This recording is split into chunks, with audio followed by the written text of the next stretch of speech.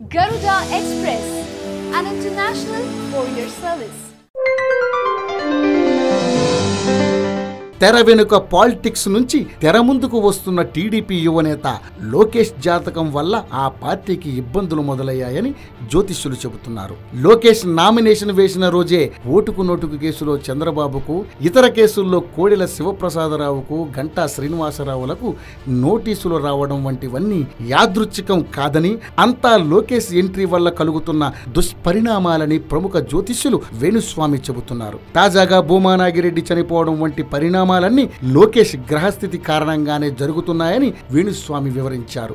లోకేష్ జాతకములో అష్టమ దశ శని ప్రభావం కొనసాగుతుందని, ఆయన వల్ల పార్టీకి నేతలకు చాలా ఇబ్బందులు రానున్నాయని తెలిపారు. మార్చి 29 తర్వాత కేసీఆర్ ప్రభుత్వానికి కూడా ఈ ఇబ్బందులు ఎదురయ్యే అవకాశం ఉందన్నారు. తెలుగు రాజకీయాల్లో రాబోయే పరిణామాలను ఆయన జ్యోతిష్యం ఆధారంగా వివరించారు. చంద్రబాబు, కేసీఆర్ల గ్రహస్థితి ఒకేలా ఉందని చెప్పారు. వారి రాశి కూడా ఒకటేనన్నారు. కాబట్టి వారి గ్రహస్థితుల ఆధారంగా ముందస్తు ఎన్నికలకు వెళ్లే అవకాశం 100% ఉందన్నారు. 2019లో ఎన్నికలు వస్తాయన్న భావన నుంచి నాయకులు బయటపడాలన్నారు.